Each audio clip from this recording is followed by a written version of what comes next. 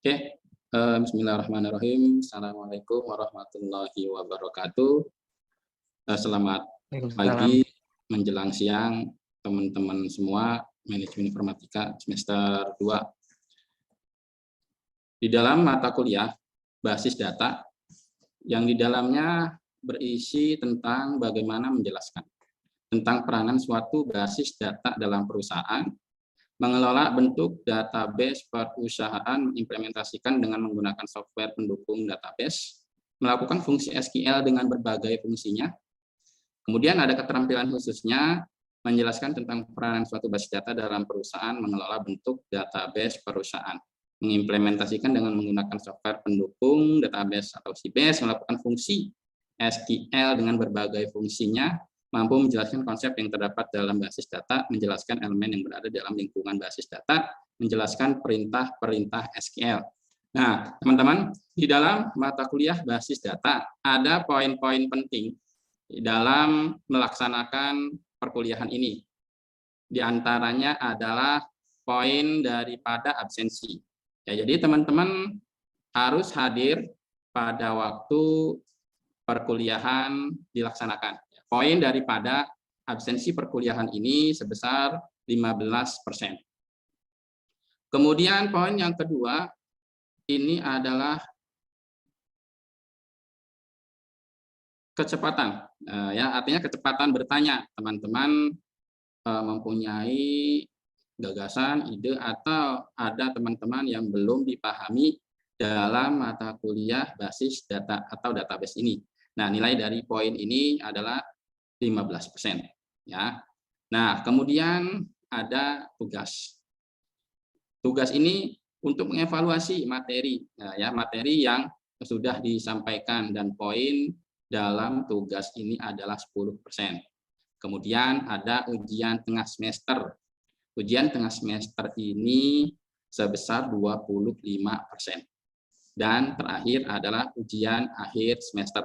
Ujian akhir semester ini mempunyai poin 35%.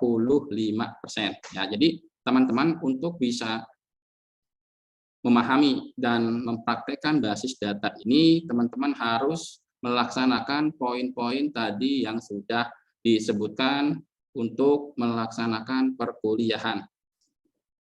Kemudian deskripsi singkat, ya, deskripsi singkat mata kuliah basis data ini adalah menjelaskan tentang peranan suatu basis data dalam perusahaan, mengelola bentuk database perusahaan, hingga mengimplementasikan dengan menggunakan software pendukung database, melakukan fungsi SQL dengan berbagai fungsinya.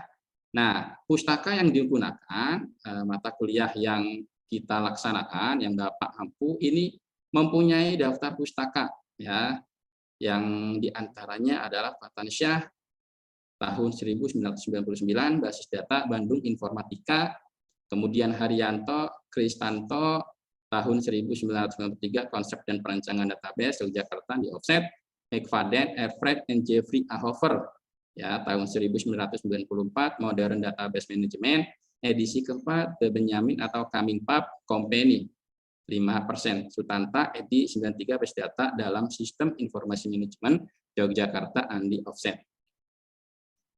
Ya. Kemudian di dalam rancangan pembelajaran semester yang akan kita laksanakan ini, yang pertama adalah komponen lingkungan database. Ya, di dalam komponen lingkungan database ini ada meta dan hierarki. Kemudian skema basis data. Kemudian SQL atau Structure Query Language, dan aljabar relasional dengan SQL, basis data relasional dengan SQL, create table and insert record. Kemudian bagaimana memahami pertanyaan atau soal yang diujikan. Kemudian ujian tengah semester, SQL retrieve record, bagaimana mendapatkan data dari sebuah basis data, menggabungkan dua kolom, mengambil sebagian data, mengurutkan data, Kemudian presiden operator, operator like, operator null. Kemudian bagaimana SQL mengkalkulasikan nilai field. Ini untuk membuat fungsi aritmetika, fungsi date dan time, ya, fungsi string, fungsi tambahan. Kemudian menggrouping data, definisi, operasi rename atau kalusa, dan store prosedur, keuntungan penggunaan aturan, penggunaan manajemen transaksi, dan terakhir ujian akhir semester. Oke, ya ini adalah capaian-capaian pembelajaran di dalam mata kuliah basis data, ya.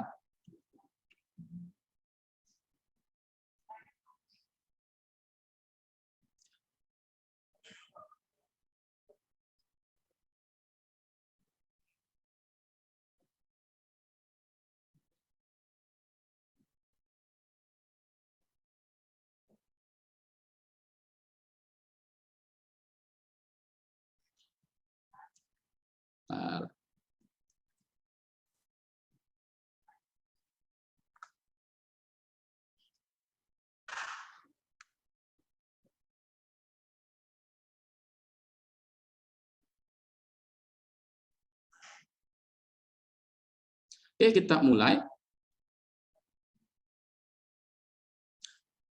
Materi yang pertama adalah konsep dasar daripada basis data. Konsep dasar daripada database atau basis data ini, ya, adalah suatu susunan atau kumpulan data operasional lengkap dari suatu organisasi atau perusahaan yang diorganisir atau dikelola dan disimpan secara terintegrasi dengan menggunakan metode tertentu dengan komputer sehingga mampu menyediakan informasi yang diperlukan pemakainya. Jadi database ini biasa dikenal dengan baris dan kolom. Ya, baris dan kolom ini fungsinya untuk menyimpan. Nah, untuk menyimpan apa? Jadi database ini berdasarkan fakta, objek, kejadian yang ada, ya, sesuai dengan kebutuhan suatu organisasi. Nah, ini ya database, suatu susunan kumpulan data operasional. Kemudian tempat penyimpanan atau basis data ini dibuatkan adanya satu sistem, ya, database manajemen sistem. Ini sistem database. Jadi sistem database ini suatu sistem penyusunan dan pengelolaan record-record dengan tujuan untuk menyimpan atau merekam serta memelihara data sehingga mampu menyediakan informasi yang diperlukan pemakai untuk kepentingan proses pengambilan keputusan. Contoh, di dalam satu organisasi membutuhkan yang namanya sistem rekrutmen anggota baru.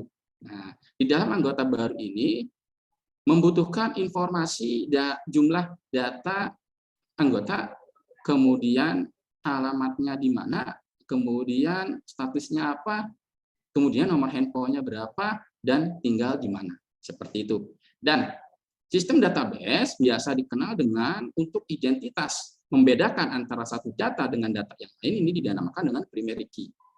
Ya, identitas ini adalah pembeda antara anggota yang satu dengan anggota yang lainnya. Contoh, di dalam tabel anggota, ya, di dalam entity anggota itu ada nomor anggota, di mana nomor anggota ini adalah menjadi primary key atau menjadi pembeda di antara anggota satu dengan anggota yang lainnya. Ya, seperti itu. Kemudian di dalam sistem basis data ada komponen dasar. Ada komponen dasar di dalam sistem basis data, di mana komponen ini terdapat 4 pokok dari sistem database. Yang pertama data, tadi data ya, objek, fakta, kejadian. Nah, ini bisa dijadikan data. Misal, ada satu anggota yang beralamat di luar kota. Nah, ya, ini data, ini informasinya kita ketahui melalui data yang ada, data yang sudah terregistrasi atau data yang sudah terdaftar di dalam basis data. Kemudian data disimpan secara terintegrasi, artinya terintegrasi ini bisa dibuka kembali, ya, kemudian dihubungkan baik ini melalui sistem online maupun sistem offline. Seperti itu. Data dapat dipakai secara bersamaan. Nah, ya, anggota misalkan jika sistem ini sifatnya online, maka dalam satu waktu yang bersamaan ada 3 anggota yang mendaftar. Ya, misalkan anggota nomor A001, A002, dan A003 mendaftar di jam yang sama dan di hari yang sama.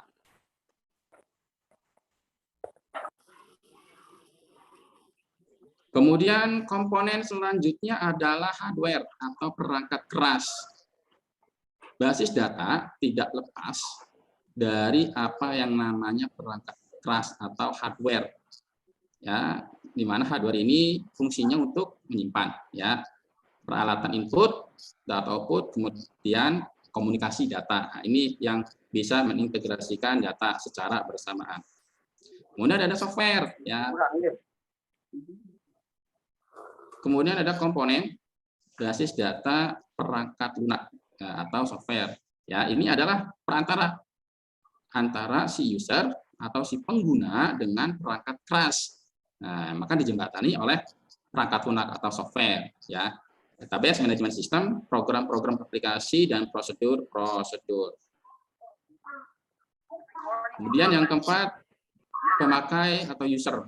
Ya, pemakai atau user ini terbagi kepada 3 klasifikasi.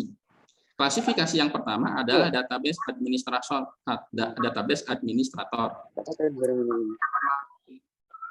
Database administrator ini adalah orang atau tim yang bertugas mengelola sistem database secara keseluruhan. Kemudian ada programmer.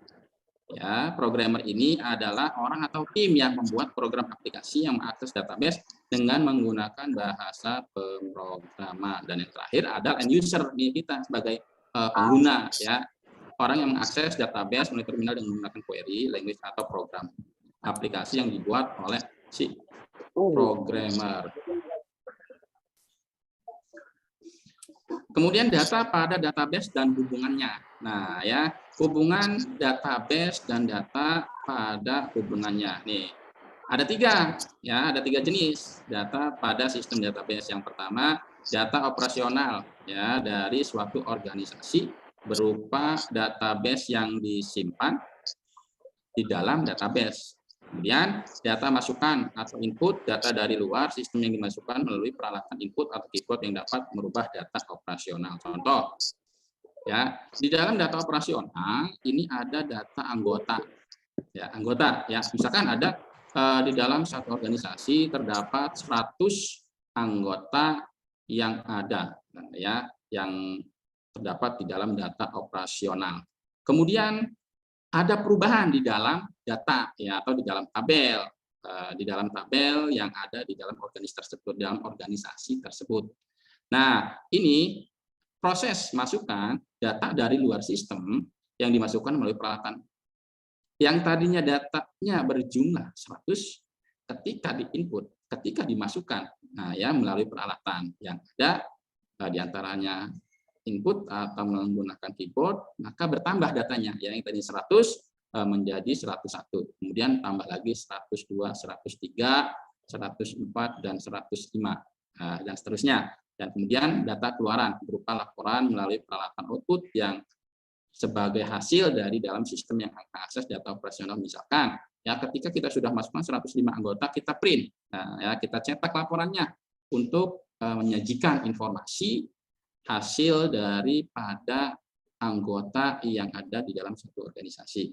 Seperti itu ya, sama di perusahaan juga ya, misalkan ada karyawan nih, berarti harus ada data karyawan ya. Ada berapa nih data karyawannya ya, di dalam tabel karyawan isikan ada status, misalkan jumlah karyawannya ada berapa, misalkan ya, yang masih single ada berapa, yang sudah menikah ada berapa. Ini nanti akan menghasilkan informasi ya, menginformasi yang berasal daripada data karyawan yang ada di dalam perusahaan. Kemudian apa keuntungan daripada pemakaian sistem database? Keuntungan daripada pemakaian sistem database ini adalah terkontrolnya kerangkapan data dan inkonsistensi.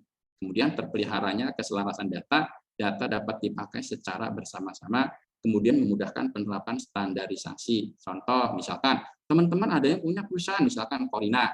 Corina punya perusahaan, ya. Kemudian Corina berencana bagaimana membuatkan satu sistem informasi program aplikasi yang bisa mendukung atau yang bisa melengkapi, yang membantu operasional di dalam perusahaan tersebut. Nah, ya, kita analisa dulu. Berarti yang berkaitan dengan unit bisnis, dengan proses bisnis yang ada di dalam perusahaan, diantaranya adalah karyawan. Ya, karena karyawan ini akan diperbantukan atau akan dipekerjakan untuk mengelola produk atau barang yang ada di dalam perusahaan Corina yang akan dibuat, misalkan seperti itu. Tentunya dengan data dan infrastruktur tadi ya yang ada, komponen-komponen basis data, ada software, ada hardware, ada brainware, ada user, ya harus ada yang menggunakan database ini ya. Itu keuntungannya ya, kontrol kelengkapan data. Misalkan ada barang, nih ada barang misalkan Corina jual televisi LED 50 in. Nah, ya. Yang namanya sistem database ini akan mengontrol ya, akan mengontrol artinya dengan barang yang sama ya, dengan barang yang sama hanya menggunakan satu ID atau satu primary key. Misalkan televisi 50 in ID-nya 001, jumlahnya ada 50 misalkan seperti itu ya. Kemudian televisi LED 32 in, jumlahnya ada 32 dan seterusnya ya. Terpeliharanya keselarasan data. Nah, ini datanya dinamis ya, artinya datanya bertambah. Ya, dinamis ini bisa bertambah, bisa berubah, bahkan bisa berkurang. Nah, ini yang dinamakan dinamis ya, datanya berubah seperti itu. Kemudian memudahkan penerapan batasan pengamanan, terpeliharanya integritas data, terpeliharanya keseimbangan atas perbedaan kebutuhan data dari setiap aplikasi ini ya. Jadi kalau misalkan teman-teman membuat basis data ya, ketika akan diintegrasikan dengan sistem atau program aplikasi, ini harus yang sesuai ya, harus yang sesuai dengan kebutuhan data dan kebutuhan hardware program atau data independen. Nah, ada istilah-istilah yang digunakan dalam sistem basis data. Istilah yang pertama adalah enterprise nih ya. Biasanya ini artinya suatu bentuk organisasi. Contoh, enterprise sekolah ya, database nilai. Enterprise rumah sakit, database administrasi pasien. Nah, ya, ini adalah tabel ya, suatu bentuk organisasi. Enterprise sekolah, database nilai. Berarti dari database sekolah ada yang namanya database nilai ya, enterprise rumah sakit, database administrasi pasien ya, seperti itu. Ini adalah istilah yang digunakan dalam sistem basis data. Kemudian ada entitas. Ya, entitas ini biasa dikenal atau biasa disebut dengan tabel. Ya, yaitu suatu objek yang dapat dibedakan dengan objek lainnya. Ya, contoh nih ya, di dalam perusahaan misalkan ada yang namanya entitas karyawan. Ya, entitas karyawan. Kemudian ada entitas absen. Nah, ya, entitas penggajian. Nih, ya ini entitas nih, tabel. Objek yang dapat dibedakan, ya objek. Kemudian fakta. Nah, ya kejadian. Ya, seperti itu ya, database nilai, entitasnya mahasiswa mata pelajaran. Jadi kalau misalkan kita mengaitkan nilai, jadi di dalam nilai ini kan pasti ada yang namanya entitas mahasiswa ya, nilai mahasiswa misalkan seperti itu. Kemudian ketika kita mengaitkan database administrasi atau pasien ya, administrasi pasien, maka entitasnya pasien, dokter, obat. Ya, ini berhubungan ya, artinya terintegrasi, relasional. Ini adalah seperti itu ya, pasien, dokter, obat, sehingga akan menghasilkan satu informasi tentang pembayaran. Ya, pembayaran. Jadi si pasien ini siapa yang meriksa, kemudian dikasih obat apa. Nah, ini ya database administrasi seperti itu. Kemudian ada atribut. Nah, atribut atau field, ya ini bagian terkecil, yaitu setiap entitas mempunyai atribut atau suatu sebutan untuk mewakili suatu entitas. Nah, ini contoh. Ya, misalkan kita mempunyai entitas, ya kita mempunyai entitas siswa, maka atribut dari field siswa tersebut adalah NIM, nomor induk siswa, ya nama siswa, alamat, nomor handphone dan lainnya, seperti itu. Kemudian entity nasabah. Nah, biasanya di data nasabah itu ada field, ya, fieldnya kode nasabah, nama nasabah, alamat nasabah, nomor KTP nasabah, nomor handphone nasabah, dan lain sebagainya. Ya, ini yang istilah-istilah di dalam basis data, ya. Ada enterprise, ada entitas, ada atribut. Nah, ya. Kemudian ada data value. Nah, jadi tadi itu entitas, atribut, database ini adalah tempat, ya, tempat untuk menyimpan data sesungguhnya, ya. Kemudian untuk memasukkannya, ya, untuk masukkan data ke dalam tempat tersebut, maka harus ada namanya data value. Nah, tadi data value, ya, data value ini adalah data aktual.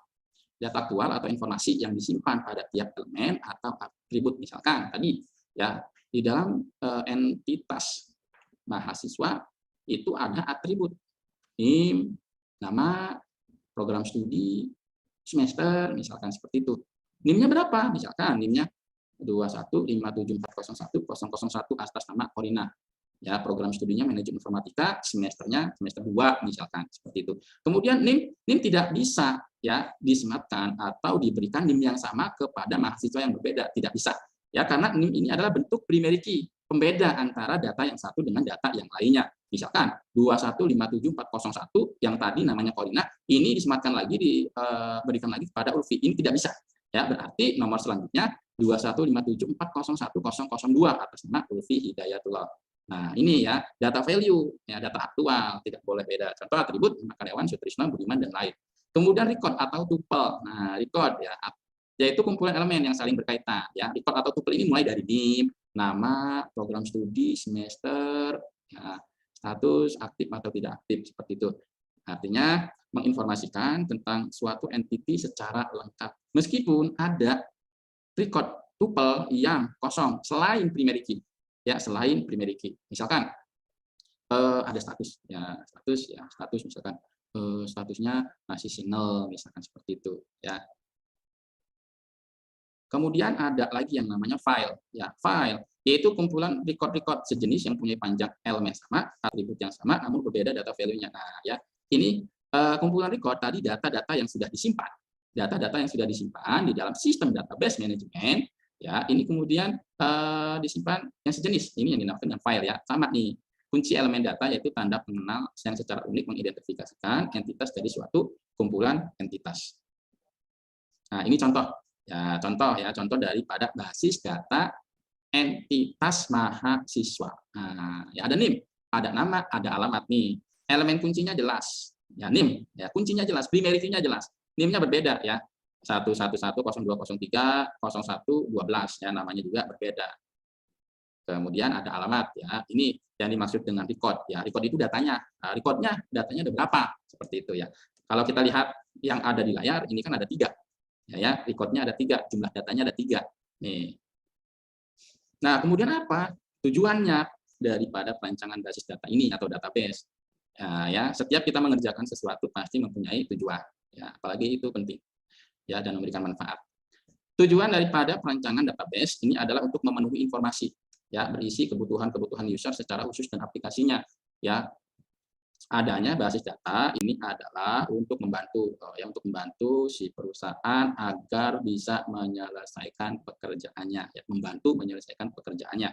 Kemudian memudahkan pengertian struktur informasi. Nah, strukturnya informasinya jelas, ya. Jadi misalkan pertama kita menyajikan informasi tentang karyawan, ya, tadi karyawannya ada berapa jumlahnya, berarti di dalam sistem ini ada 8.000 misalkan, ya, 8.000. Kemudian informasi tentang status jenis kelaminnya, misalkan yang laki-laki ada 5.000, yang perempuan ada 3.000, ya, dari data yang ada di dalam sistem yang sudah direcord atau dimasukkan oleh si user atau admin, ya. Kemudian mendukung kebutuhan-kebutuhan pemrosesan dan beberapa objek penampilan, di mana respon time, processing time, dan storage space-nya ini adalah perancangan daripada database, ya. Kemudian ada 6 fase nih, ya, 6 fase proses perancangan basis data, ya. Fase prosesnya ini apa saja? Yang pertama pengumpulan dan analisa. Ingat teman-teman, kalau misalkan ingin membuat satu basis data harus ada masalah yang dianalisa, ya dikumpulkan. Ya, harus ada data nih, ya harus ada data. Kemudian kita analisa, ya di dalam satu organisasi seperti itu. Nah, setelah itu menentukan kelompok, ya menentukan kelompok pemakai dan bidang-bidang aplikasinya. Kemudian peninjauan dokumentasi yang ada, analisa lingkungan operasi dan pemrosesan data, daftar pertanyaan dan wawancara. Nih ya. Yang kedua, perancangan database secara konseptual.